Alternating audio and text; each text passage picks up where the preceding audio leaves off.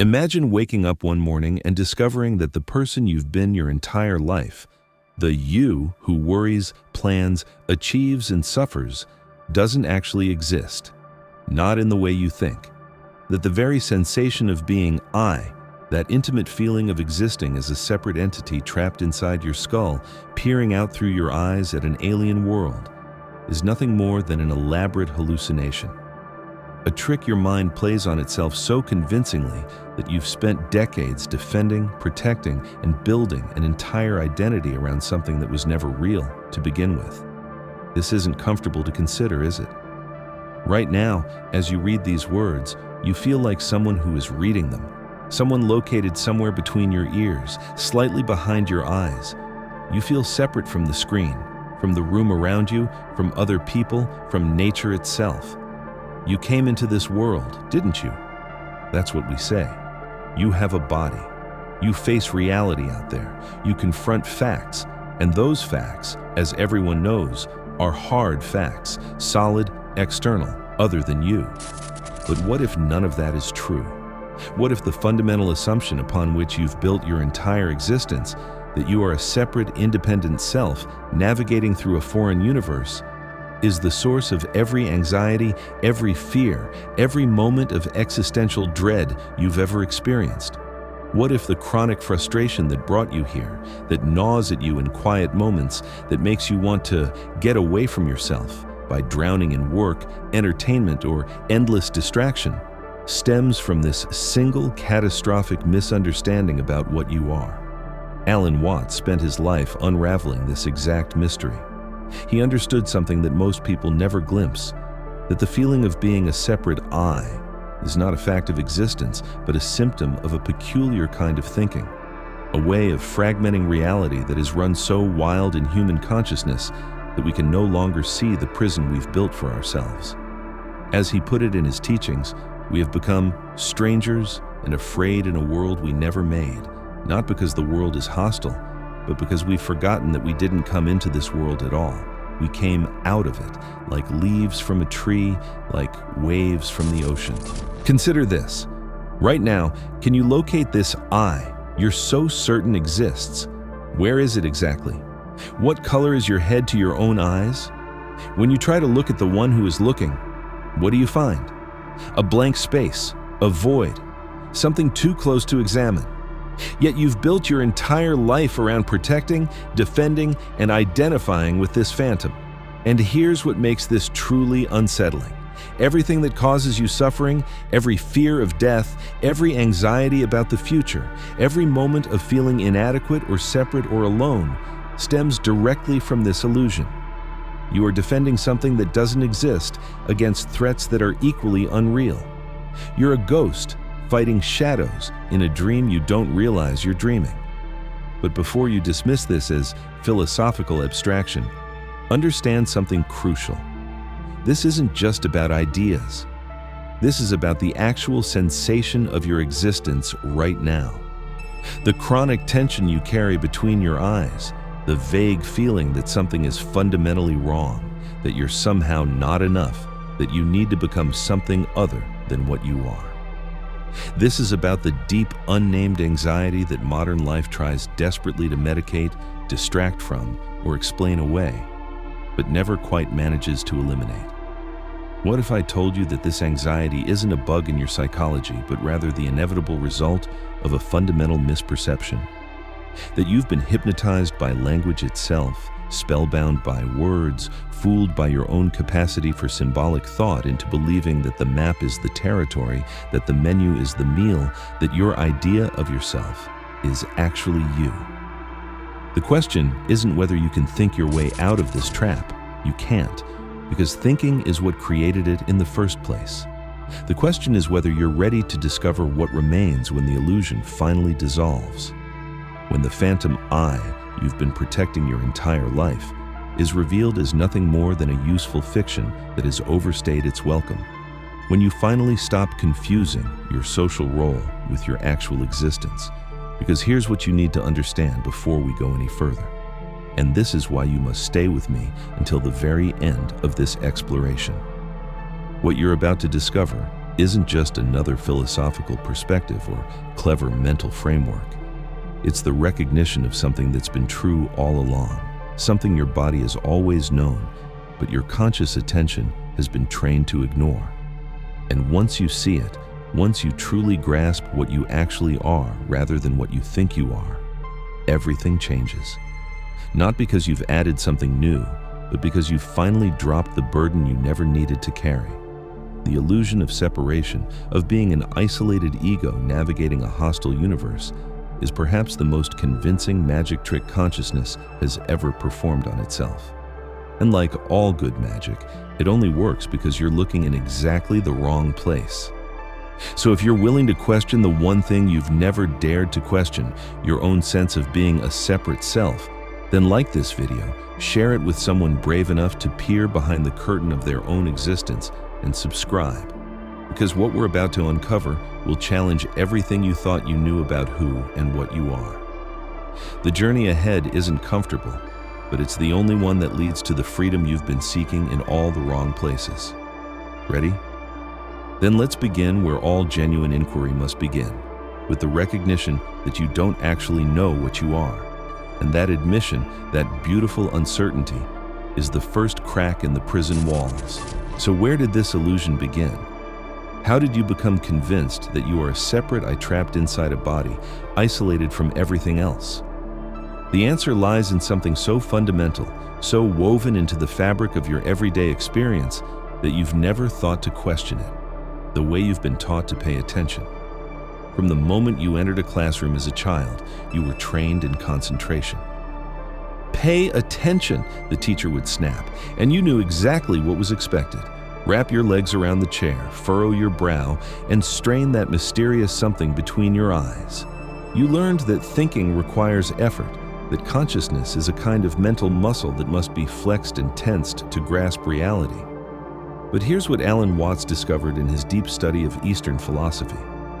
This entire approach is backwards. As he observed in his lectures, your brain isn't a muscle. You don't have to try to think any more than you have to try to digest your food or try to beat your heart. The effort, the strain, that chronic tension you carry between your eyes, that sensation you've come to identify as I, is not consciousness itself, but rather a malfunction of consciousness. It's what happens when thinking goes wrong, when it becomes so obsessed with itself that it can no longer see clearly. This is where language enters the picture, and this is where everything went sideways for human consciousness. Watts understood that thinking is fundamentally a process of using symbols, words, concepts, mental images to represent reality. And symbols are incredibly useful. They allow you to remember the past, predict the future, communicate with others, build civilizations. But here's the trap. Symbols are always separate from each other. Words are distinct. Concepts have boundaries. When you name something, you automatically separate it from everything else. The word mountain is different from the word valley. The concept of self is distinct from the concept of other. The symbol for organism appears separate from the symbol for environment. But the actual reality these symbols point to? It's not separate at all. It's continuous, flowing, interconnected. As Watts loved to point out, you cannot have mountains without valleys, organisms without environments, or a self without an other. They go together. They're explicitly different but implicitly one, like the two sides of a coin, like buying and selling, like the crest and trough of a wave. But conscious attention, that narrow spotlight of awareness you've been trained to identify with, doesn't see this. It fixates on the figure and ignores the ground. It notices the solid and overlooks the space. It grasps at the symbol and forgets the reality. And gradually, through years of education and social conditioning, you began to confuse the map with the territory, the menu with the meal, your idea of yourself with what you actually are.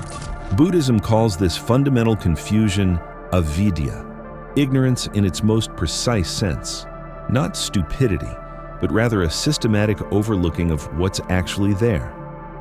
You've been hypnotized, spellbound by words themselves, until you can no longer distinguish between the symbolic world in your head and the living reality of existence. As Watts put it, We've become so enchanted by our own thinking that we're in danger of being completely fooled by our own mental processes. And here's where the real problem emerges. Once you identify yourself with a symbol, with the concept I, with your name, with your social role, you immediately feel separate from everything the symbol excludes. You feel like you have a body rather than being a body. You feel like you came into the world rather than came out of it. You experience yourself as a lonely awareness trapped inside a skull, peering out at a foreign universe that existed before you and will continue after you're gone. This sense of separation, this alienation from existence itself, is what Buddhism calls dukkha, often translated as suffering, but more accurately described as chronic frustration. It's the feeling that something is fundamentally wrong, that you don't quite belong, that you're somehow incomplete or inadequate, and no amount of success, pleasure, or achievement can permanently fix it, because the problem isn't circumstantial, it's perceptual.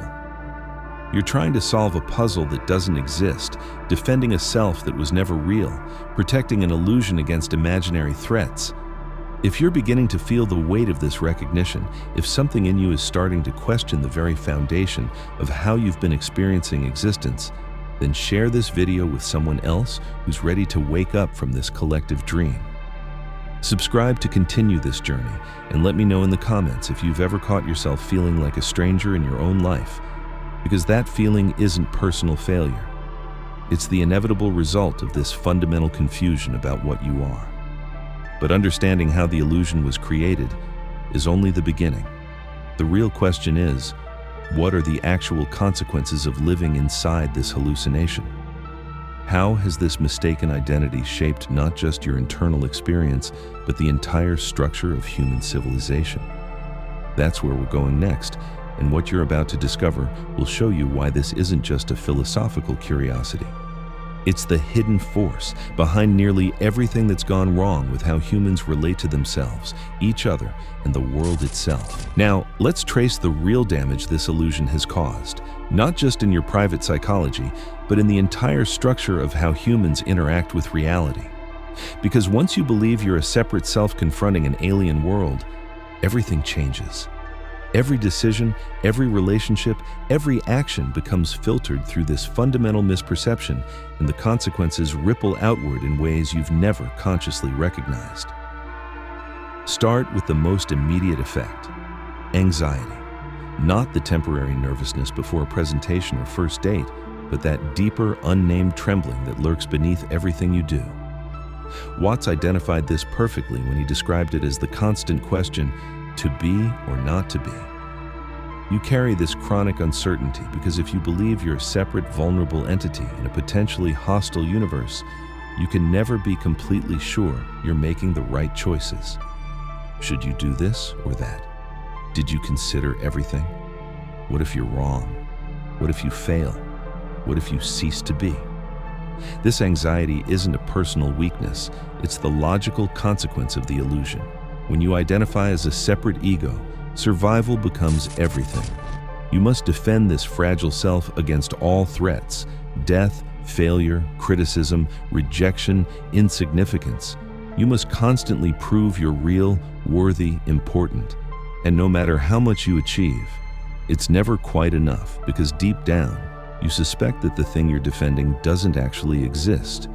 You're a ghost protecting itself against other ghosts. And somewhere beneath conscious awareness, you know it. But the consequences extend far beyond personal anxiety. Look at how this illusion has shaped human civilization itself.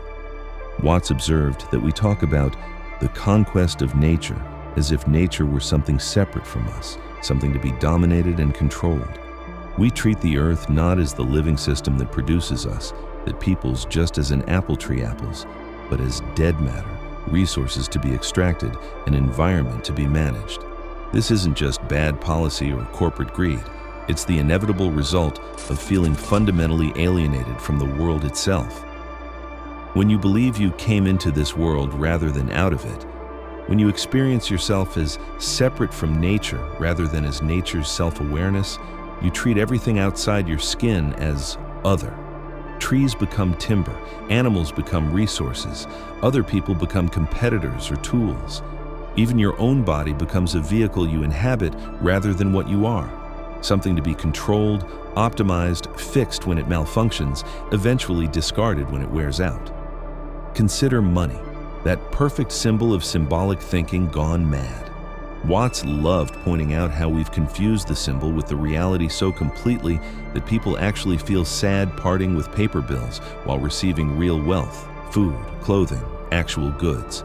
We hoard gold in vaults where it does nothing, worship numbers in bank accounts, sacrifice genuine life for symbolic representations of value. This confusion between symbol and reality has reached epidemic proportions.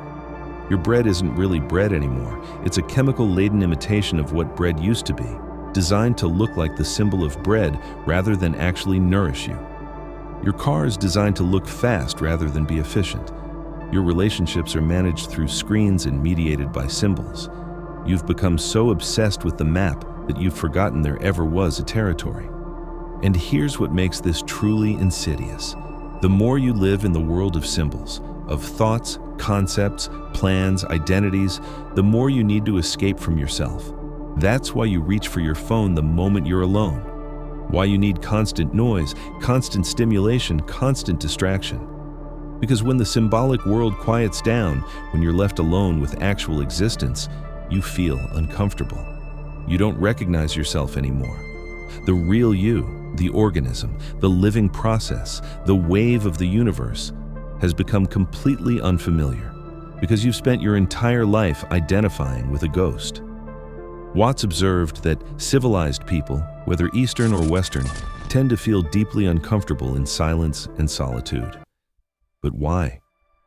What's so terrible about being alone with yourself? The answer is simple and devastating. You can't stand the company of the stranger you've become. You've spent so long defending and maintaining your social role, your ego, your persona, the mask you wear, that you've lost touch with the actual living reality beneath it. The neurological reality makes this even more fascinating. Your brain doesn't actually distinguish between you and not you the way your conscious attention does. When a neuroscientist looks at your nervous system, she sees something that cannot be separated from its environment. Your brain's behavior cannot be described without also describing what's happening around you. The boundary you feel so certain exists between self and world is a cognitive construct, not a physical reality. It's a habit of perception, not a fact of existence. But cognitive biases reinforce this illusion constantly. You notice what confirms your sense of being a separate self and ignore everything that contradicts it. You pay attention to your voluntary actions and overlook the involuntary processes that actually keep you alive. You don't think, I'm growing my hair or I'm beating my heart, because those processes happen without the ego's intervention. But breathing? Sometimes you breathe automatically, sometimes consciously. Where's the boundary? Who's really in control? The truth is, you're trapped in a self-reinforcing feedback loop. The illusion of separation creates anxiety. Anxiety makes you grasp for control. Grasping for control strengthens the illusion of being a separate controller. And round you go, getting more entangled in the very thing that's causing your suffering. Like this video if you're starting to see the bars of this invisible prison, and make sure you're subscribed, because what comes next, the way out of this trap, requires understanding something that will completely invert how you've been looking at existence. Because here's what you need to grasp before we can move forward. This isn't just affecting your mood or your stress levels. This fundamental misperception about what you are is literally destroying the world. Climate crisis, ecological collapse, the treatment of other humans as means rather than ends, all of it stems from this sense of being separate from what you're actually a part of. We're on a collision course, as Watts warned, and the normal person's state of consciousness might do with a change. But how do you change something so fundamental? How do you wake up from a dream when the dreamer itself is part of the dream? That's the question that's been tormenting philosophers and mystics for millennia. And the answer, when you finally grasp it, is far more radical than simply adopting a new belief system or philosophy. It requires a complete rebellion against everything you've been taught about how to think, how to be, how to exist. That rebellion starts now. Here's where everything you thought you understood gets turned inside out. Because the way out of this trap isn't what you think. You cannot think your way out of a problem created by thinking. You cannot use effort to eliminate a tension caused by effort itself. You cannot become enlightened because the you that wants to become enlightened is precisely the illusion that must dissolve. This is the radical insight that Alan Watts spent decades trying to communicate. The problem isn't that you need to find your true self, it's that you need to realize you never lost it. You are not a separate ego that needs to reconnect with the universe.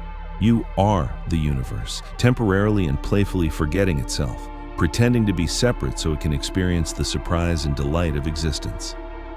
Let that sink in for a moment. You didn't come into this world as an alien visitor.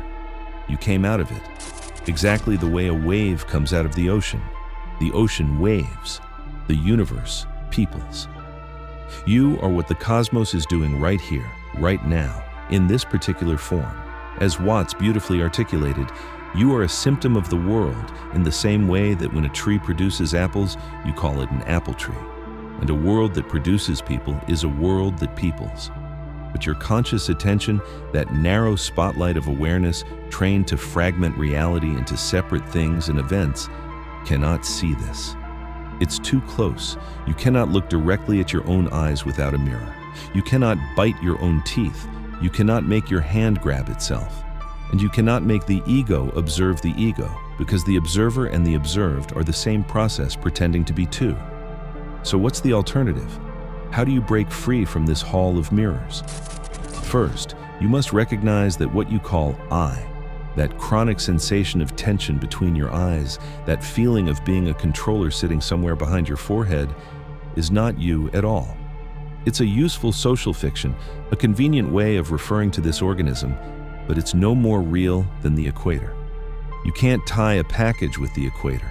The ego, the self-concept, is just that, a concept, a label, a role you've been acting out for so long that you've forgotten it's a performance. Watts discovered something profound in his study of Eastern philosophy. When you truly investigate this I, when you try to locate it, grasp it, pin it down, it vanishes. What remains? Not nothing, but rather everything. The actual sensing, the actual experiencing, the actual living process that's been happening all along beneath the symbolic overlay. Here's a practice Watts often suggested. Right now, stop trying to pay attention.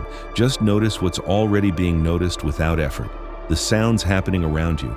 Are you making them happen, or are they simply occurring? You're breathing. When it happens automatically, who's breathing? Your thoughts.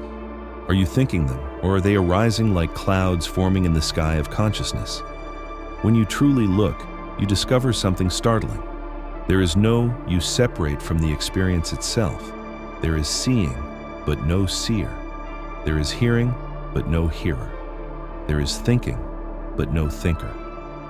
Just as we say, it is raining, without requiring some mysterious it that does the raining, so too there is living without requiring a separate entity who lives, experiencing without requiring an experiencer. This realization isn't philosophical speculation, it's direct recognition of what's actually happening. And when it hits you, when you truly get it, the chronic anxiety dissolves. Not because you've fixed the separate self, but because you've seen through it entirely. The ghost you've been defending never existed in the first place. But here's where it gets even more radical. Once you recognize that you are not separate from the world, you begin to realize that what you do and what happens to you are the same process. Watts loved to point out the paradox of steering a car. Are you pushing the wheel or pulling it? Both. It's a push-pull. In exactly the same way, your actions and the world's responses are one continuous movement, explicitly different, but implicitly unified. When you walk up a hill, is the hill resisting you or lifting you? Both perspectives are true. The difference between I'm doing it and it's happening to me collapses into the recognition that there is simply doing happening, a single process that your conceptual mind has arbitrarily divided into subject and object, self and other, doer and done. This is what the mystics have been trying to communicate for millennia, what Watts called the taboo against knowing who you really are. You are not the fragile ego trapped inside a body. You are the entire field of organism and environment, a temporary pattern of the whole cosmos, a wave that has forgotten it is the ocean. And once you see this, truly see it, not just intellectually understand it, everything shifts. You stop defending what doesn't need defending. You stop chasing what you already have. You stop trying to become what you've always been. The chronic strain between your eyes relaxes. The trembling anxiety about being or not being subsides. Because how can the universe be afraid of itself? How can existence fear non-existence when both are required, when they go together like the crest and trough of a wave? Share this with someone who's tired of defending an illusion, and subscribe, because the final revelation, the deepest truth that makes everything suddenly clear, is coming next. But understand this: what you're about to encounter in the final section isn't just another idea to add to your collection. It's the recognition that destroys all ideas, the truth that can't be captured in words but only lived, the realization that brings you home to what you've never actually left. The rebellion isn't about fighting the illusion, it's about laughing at the cosmic joke. You've been searching everywhere for something you've been all along. The prison door was never locked. You are already free. You just forgot to notice. Now we arrive at the deepest revelation, the insight that, once truly grasped, changes not just how you think about reality, but how you experience existence itself, moment to moment, breath by breath.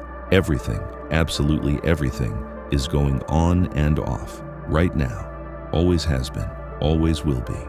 Your sense of continuous existence, an illusion created by vibrations so rapid that your consciousness can't detect the gaps, like an electric fan that appears solid when spinning, like a movie that seems continuous but is actually thousands of separate frames. Your feeling of being a persistent self is nothing more than an on-off rhythm happening faster than your awareness can track. Watts understood what ancient wisdom traditions had always known. Energy itself is oscillation. It pulses, it vibrates, it goes on-off, on-off, on-off in patterns so intricate and rapid that they create the illusion of solidity, continuity, permanence. The table feels solid because it's vibrating too fast for your hand to penetrate. Light appears constant because your retina can't react quickly enough to catch the gaps. And your sense of I feels continuous because the rhythm of its appearing and disappearing exceeds the resolution of conscious attention. But here's what will shatter everything. You cannot have on without off. They're not separate events. They're two aspects of a single process.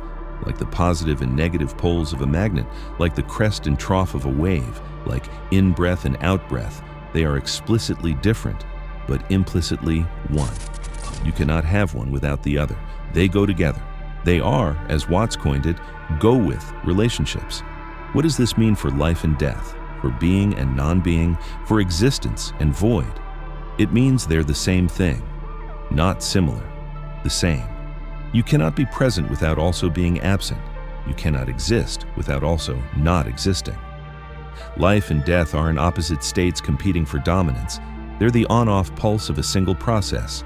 You, consciousness, existence itself, is this rhythm. Think about sleep and waking. Every night you die a little death. Consciousness vanishes completely, and you don't know where you went. Yet every morning you return fresh, renewed. Did you survive the night? What exactly came back? The same body cells? Many replaced themselves while you slept. The same thoughts? Those are new each morning. The same I? That's the question that demolishes everything. What actually happens is this. Existence is a self-surprising system. It has to forget itself in order to experience the shock and wonder of being. That's why you go to sleep, not just because your body needs rest, but because consciousness itself requires periodic extinction to remain interesting to itself.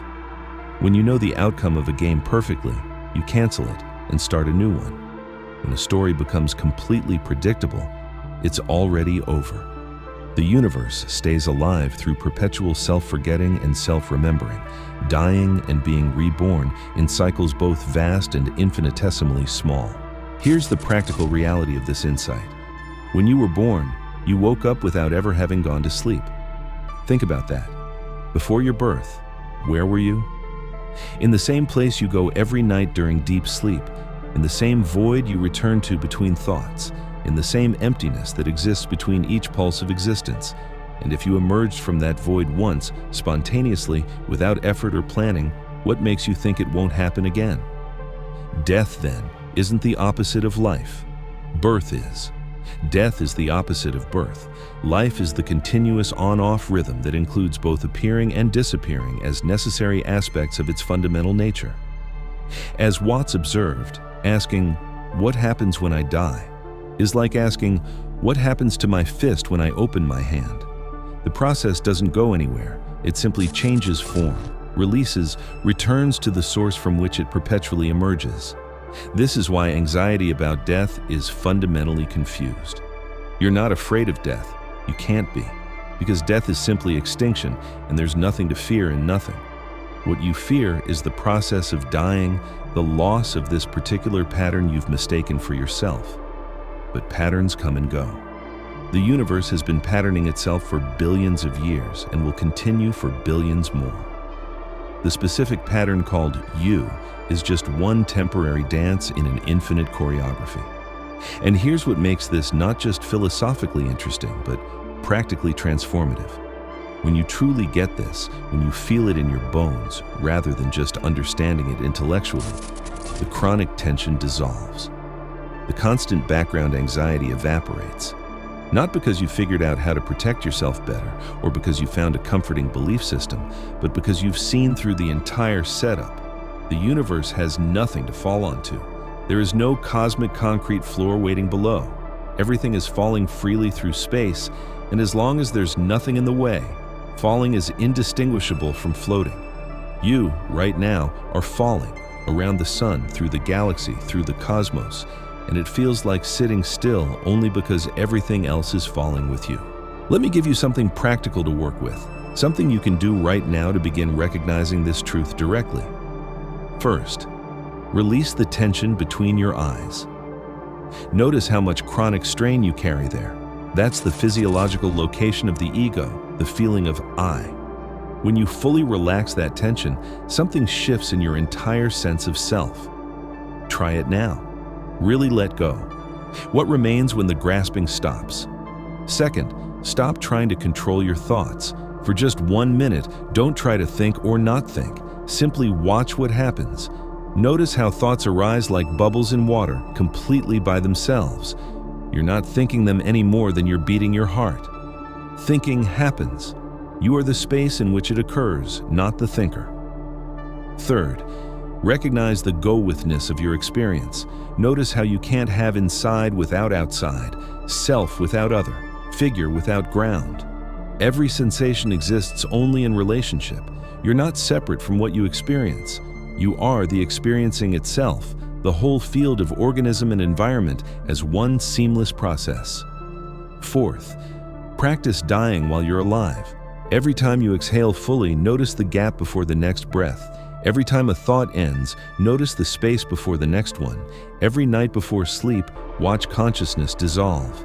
These little deaths are showing you what the big death is, simply the off phase of the on-off rhythm that you've always been. Fifth, remember that you are not the ego, that symbolic conceptual self that thinks it's in charge. You are the whole organism, and the organism knows things your ego cannot. It knows how to grow hair, digest food, heal wounds, balance hormones, and navigate reality with an intelligence far beyond conscious planning. Trust that intelligence. It's been keeping you alive since before you existed as a concept. Watts often pointed out that the goal isn't to become enlightened. That's just the ego trying to add another achievement to its resume. The goal is to realize you've never been unenlightened. You've always been the universe experiencing itself. You've always been the Tao, the flow, the dance. You just got temporarily convinced otherwise by a very persuasive illusion.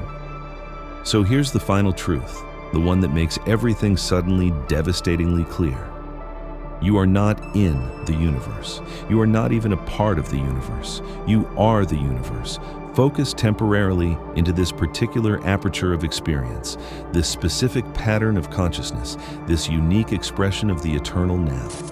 When you die, you won't go anywhere, because you were never anywhere to begin with. You are everywhere and nowhere, always and never, being and non-being dancing together in the eternal on-off pulse that is existence itself. The cosmic game has always been hide and seek. The universe hides from itself so it can experience the joy of finding itself again. You are both the hider and the seeker, both the question and the answer, both the journey and the destination. And now you know. Not because I told you, but because somewhere beneath the noise of thinking, beneath the chatter of the ego, beneath all the concepts and symbols and ideas you've always known, you just forgot to remember. Like this video if it helped you remember. Share it with someone else who's ready to wake up from the dream. Subscribe, because this conversation, this remembering, is infinite, and we've only just begun to scratch the surface of what you really are. The game continues. The universe keeps playing. And you, in all your temporary, glorious, ephemeral magnificence, are its most beautiful move yet. Welcome home. Don't forget to like, share, and subscribe to this channel for more of such deep, thought-provoking content.